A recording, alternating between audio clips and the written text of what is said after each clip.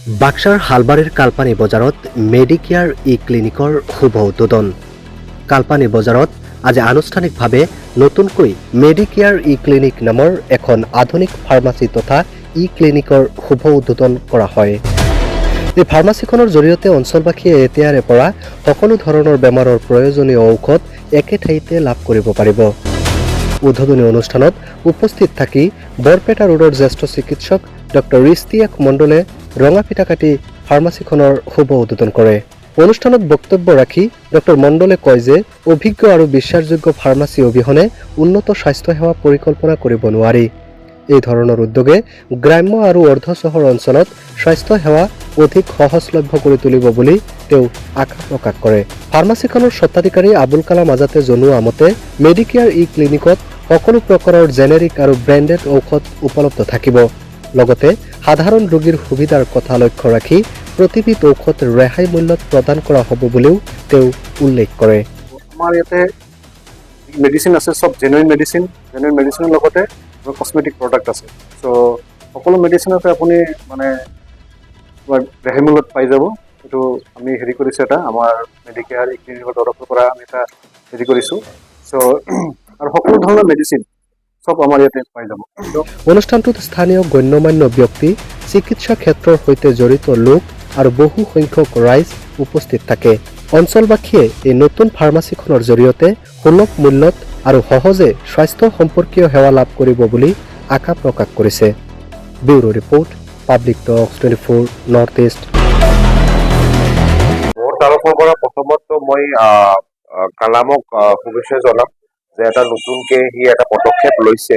তাৰ নিজৰ গাঁও এইটো যিহেতু সেইটোত সি এই পদক্ষেপটো লোৱাৰ কাৰণে মই তাক শুভেচ্ছা আৰু ধন্যবাদ দুটাই জনাম যে তাৰ মাধ্যমত যদি কিছু মানুহৰ ইয়াতে সহায় অনুভূতি হয়, সেইতকে বেছি আৰু ভাল একো নাই। আৰু যিহেতু কালাম এছকেয়াৰৰ লগত জড়িত আছিলে, আমাৰ লগত 2 বছৰমান জড়িত আছে, আমি এইটো ভাউচ কৰিব পাৰো যে কালাম এটা খুব নিষ্ঠাবান আৰু ভাল ফাৰ্মাচিষ্ট হিচাপে আছিলে। আমি এতিয়ালৈকে কোনো কমপ্লেইনছ পোৱা নাছিলো তাক লৈ। আৰু তেওঁৰ চবতছে ভাল গুণ এটা আছে, তেওঁৰ ব্যৱহাৰটো।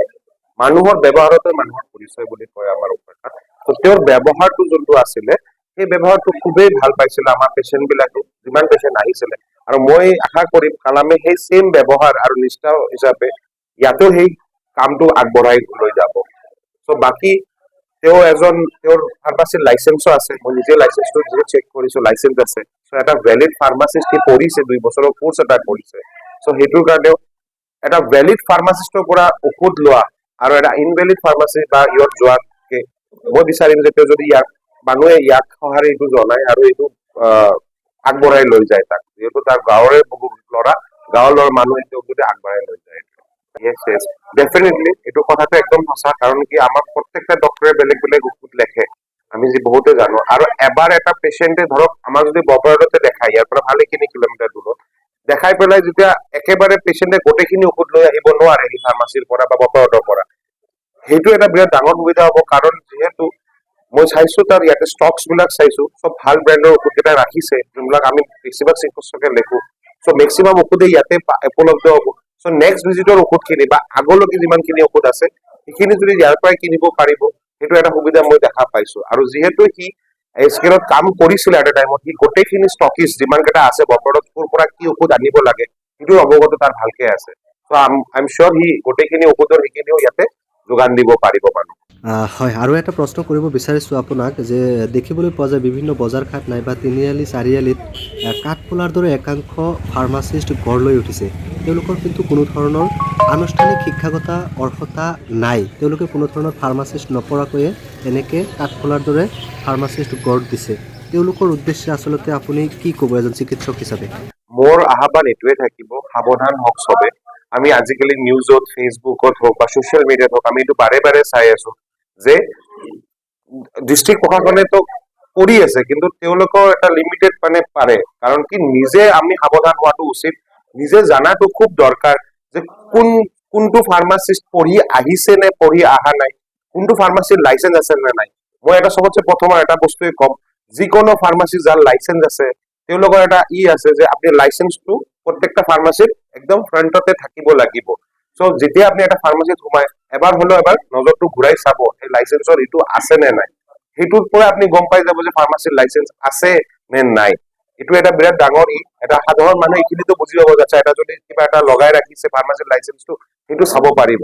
চ' সেইটো এটা সাৱধান মই জনাব বিচাৰিম চ' মানুহে যদি বেয়া ঔষধ বা কাৰণ যোনে ফাৰ্মাচিষ্ট কৰিছে সি 2 বছৰ জানে কিবা এটাতো জানে ঔষধ কোনটো ডিছপেন্স কৰিব লাগিব সেইটো জানে। সেইটো জানিব লাগে মানে কথাটো। আৰু এবাৰ হলেও চবে এবাৰ হলেও দোকানত সোমাই এবাৰ চেক কৰিব লাগে লাইচেঞ্চটো আছে নে নাই তেওঁৰ ৱালত লগোৱা আছে নে নাই।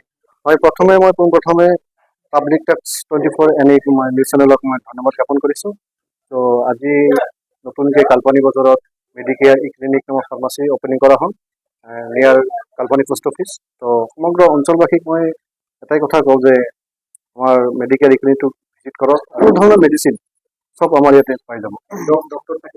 ডক্টৰ সপ্তাহত মানে এদিন বা দুদিনকৈ আমি হেৰি কৰিছোঁ MD মেডিচিন ডক্টৰ ইষ্টেক মণ্ডল আৰু আইচা মজুমদাৰ মানে বাচ্চাৰ ডক্টৰ সকলো ইয়াত ফাৰ্মাচীতে পাব। বেলেগত যাব নালাগে ইয়াতে চব পাই যাব। ইয়াতে আমাৰ বেবী ফুড প্ৰডাক্ট আছে আৰু যি কছমেটিক যিবিলাক আছে এইবিলাক চব এভেইলেবল আছে। সকলো ঔষধতে দেখাই যায়।